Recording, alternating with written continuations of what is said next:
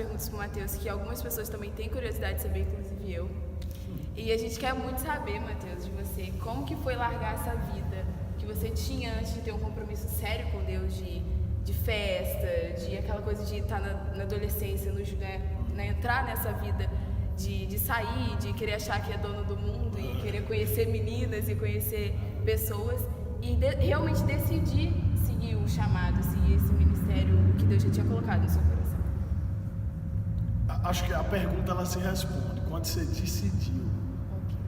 Eu acredito que tudo que o homem decide, ele pode alcançar. E eu decidi. Eu olhei para mim e disse, cara, eu estou cansado de pecado. Eu estou cansado de imaginar como seria cumprir o plano de Deus e só ficar imaginando isso.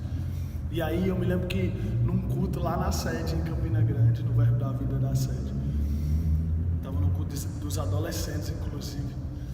Eu assisti naquele culto e esse rapaz, no dia, ele não pregou sobre amor, mas na hora do apelo lá, ele falou de amor de uma maneira que eu nunca vi na vida e que Deus se preocupa e tem cuidado.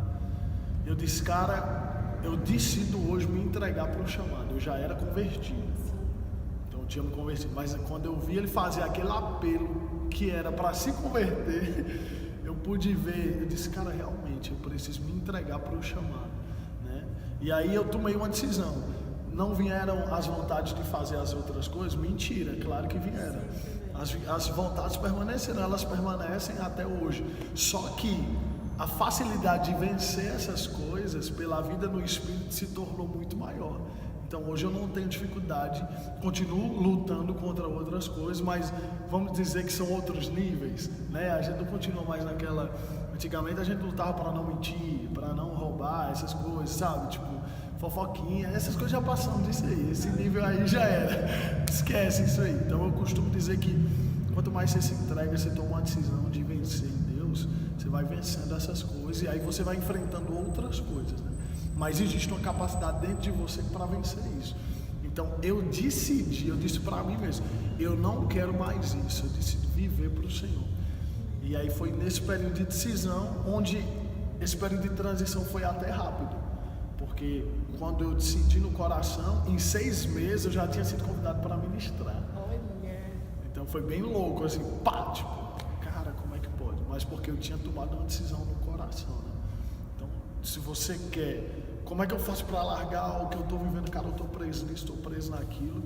Calma, não é só você que está, não, mas é uma decisão. Aqueles que decidiram e acreditaram no poder de Deus para vencer essa situação, que foi o que aconteceu comigo, eu pude sair de tudo aquilo que me prendia. Se você entender que há um poder dentro de você para isso, você vai sair. Amém.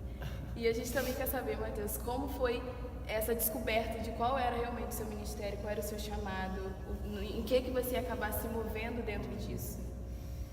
Eu acredito que eu estava em 2013 na França e uma mulher foi usada para falar assim, a Raquel, ela disse, eu estava nesse período de querer descobrir o chamado, meu coração já ardia por algo, e ela disse, Matheus, descobrir o chamado é simples, é só prestar atenção naquilo que teu coração queima.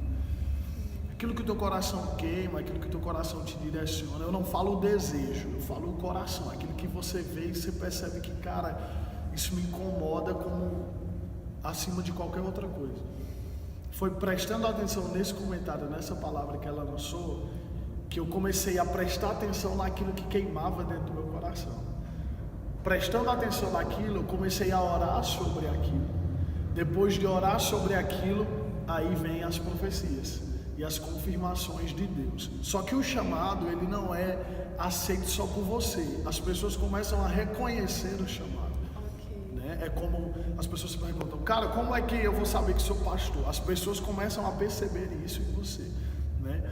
Então as pessoas começaram a perceber a chamada, Deus começou a usar uma ou outra pessoa para soltar um comentário, né? Porque Deus usa pessoas por comentários também, não é só por profecias, não, são comentários, simples conversas, e as pessoas são usadas para falar aquilo que você está precisando. E eu comecei a prestar atenção nisso, de repente meu coração começou a queimar mais ardente por isso. E aí chegou uma hora que pá, eu recebia o néctar de, cara, é isso mesmo que Deus tem para mim. Então essas coisas aconteceram. Primeiro, a disponibilidade no coração, né? Depois a oração baseada naquilo que meu coração estava queimando. Então eu orei baseado naquilo que eu queria descobrir. Depois as profecias como confirmação, mas acima das confirmações, as pessoas começando a perceber a unção que estava fluindo através da minha vida. Então, calma também, vamos colocar um equilíbrio aqui, porque, por exemplo, quando eu entrei no ministério, vou tentar ser breve. Quando eu entrei no ministério e as minhas primeiras ministrações, a primeira coisa que as pessoas fizeram foi associar a minha vida com a do meu pai. Okay. E o meu chamado com o dele. Se eu não tivesse guardado meu coração, eu tinha pegado carruagem nele e no ministério dele. Okay. E entendi que é verdade, a unção que acompanha ele deve cair para mim também. E não é assim que funciona, né? É uma decisão. Eu pude perceber que não, o que Deus tem para ele é para ele. O que Deus tem para mim é outra coisa. E aí, no começo eu ouvi pessoas dizerem, cara, a unção tá sobre você, papapá. Mas eu decidi procurar saber em Deus se era aquilo mesmo, e terminou que realmente não era. Então, cuidado com os comentários das pessoas. Né? E aí a gente já vai cair para a terceira pergunta agora, e eu vou explicar o porquê disso. Ok. E acaba, Matheus, que é algo muito... Acabou que, como Deus já tinha aquele chamado para você, aquela coisa específica para você, acabou que aquilo foi muito natural, né? Isso. É como eu costumo dizer para algumas pessoas que me perguntam, é como o peixe nadar. A gente não fala para o peixe nadar. Exatamente. Ele simplesmente nasceu com aquilo, né? Então, assim, acaba sendo fácil de descobrir. Isso aí. E a gente entra para a terceira pergunta agora, que é uma minha também que eu tenho. Se tem como a gente se mover em mais dentro desses 5 dons ministeriais, que você pode também comentar com a galera quais são. Se pode haver mais de um em uma pessoa só, como pode mover um junto com o outro? Os 5 dons ministeriais são apostólico, profético, né? O apóstolo, o profeta, mestre, evangelista e o pastor. Esses são os 5 dons ministeriais. Mas você também pode ser chamado no ministério de socorros, como diaconato, como ministério de louvor. O ministério de louvor é ministério de socorros, teatro. O ministério de louvor canta muito. Senhor.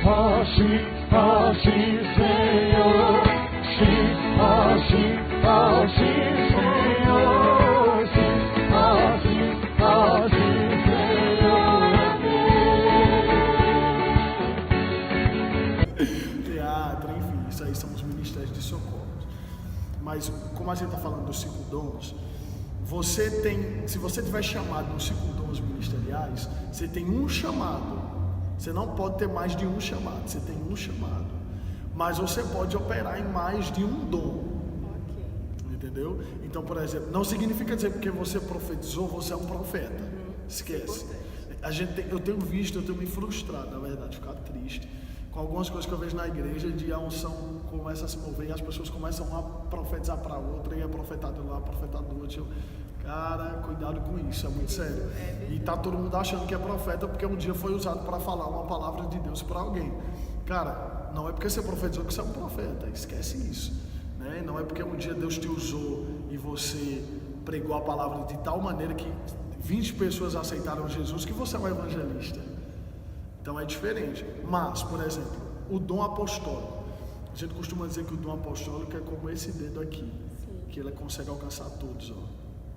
Então, o dom apostólico com facilidade, né? Porque os outros vão chegar também, mas não com tanta facilidade. O dom apostólico, com o dom de implementar a igreja, de abrir igrejas, ele consegue também a habilidade de mestre, ele te ensina. Automaticamente pastoral, porque ele abre uma igreja, ele precisa cuidar do povo.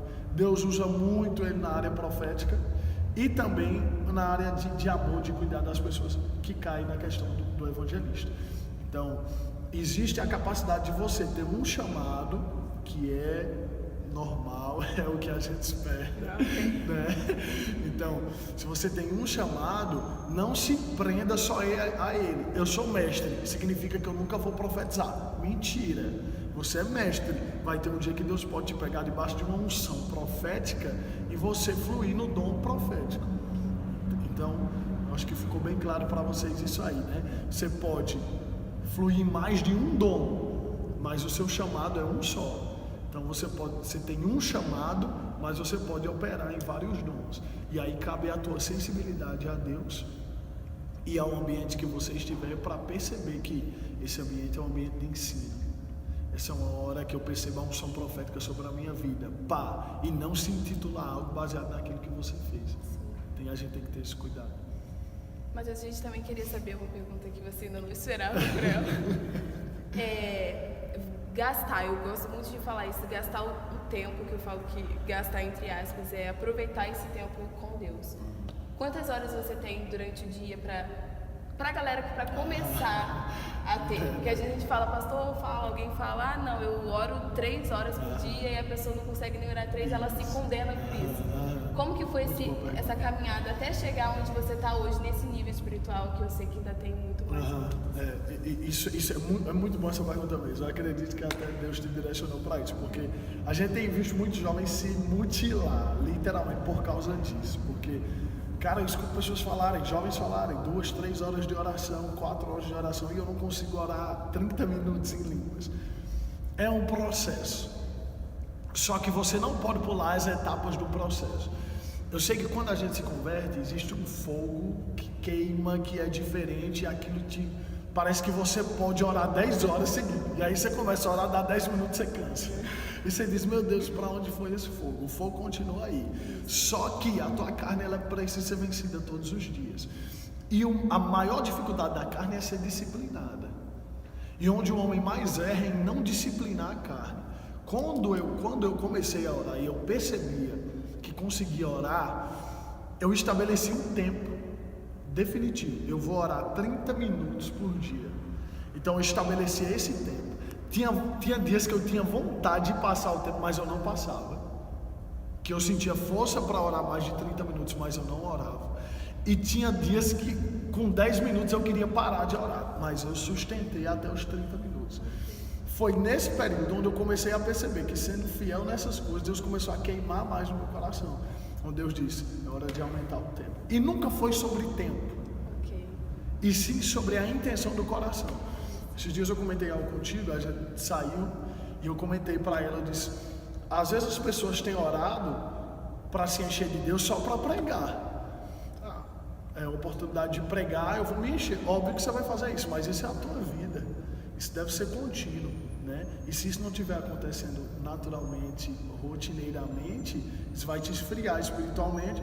E quando for te dada a oportunidade de ministrar, você vai orar no dia, você vai querer a unção não vai se manifestar, você vai culpar Deus por isso. E a culpa nunca foi dele, né? Então ninguém pode dar aquilo que não tem, né? Então, quando eu tive essa experiência de, cara, eu consegui vencer 30 minutos de oração. Aí, 40, não saí de 30 para 1 hora. Porque tem gente que sai de 30, não, eu consegui 30, eu consigo mais 30, calma. 30, 40, aí eu fui para 40. De 40, 1 hora. E aí depois eu já não coloquei mais tempo. Eu já me sentia apto, já tinha convicção dentro de mim que se eu me trancasse no quarto, inclinasse o meu coração para Deus, Ele ia fazer o tempo que Ele quisesse, a hora que Ele quisesse. Tem dias hoje que eu me tranco no quarto, eu oro 30 minutos e a unção toma conta. E tem dias que eu passo 2 horas, 3 horas orando e parece que eu estou dando um murro em ponta de prego. Eu não sinto nada. É por isso que eu digo que a oração não tem nada a ver com o sentimento. Mas não significa dizer que algo não está acontecendo, né? Então, fica calmo, né? Primeiro faz isso, estabelece um tempo. Eu consigo orar 15 minutos, perfeito, ora 15 minutos e seja fiel nos 15 minutos. De repente você vai começar a perceber força para vencer os 15, e aí você faz 30, 40 e assim vai. Mas não se esqueça que não é só sobre o tempo, e sim sobre a intenção do coração em dedicar aquele tempo para o Senhor, né? Entendendo que Pai, eu estou aqui porque eu te amo, porque eu preciso de ti, não porque eu preciso me encher para aparecer, né? Então, cuidado com isso. Vai pra cima que é tudo nosso. Gente, eu espero que vocês tenham gostado desse vídeo. Eu vou deixar as redes sociais do Matheus aqui, mas ele também vai falar da novidade que tá aí no canal. Olha, tô amando isso. De Deus. Gente, ele tem um fanpage, ele tem Instagram, ele tem o canal agora novo no YouTube, só que ele vai passar pra vocês e eu vou deixar na descrição também do vídeo. Top, então vai lá na descrição, mas o Instagram Mateus Showman. Mateus Showman. É porque ele é diferentão. Tudo junto. É porque Showman, pra quem não sabe, tem muita gente que me pergunta isso, Ok. mas Showman era meu apelido na escola. Olha. E me acompanhou até hoje. Então eu deixei lá, salvo Mateus Showman, você vai achar. Vai ter lá um rapazinho bonitinho lá pra você. Mas eu vi, você seguir.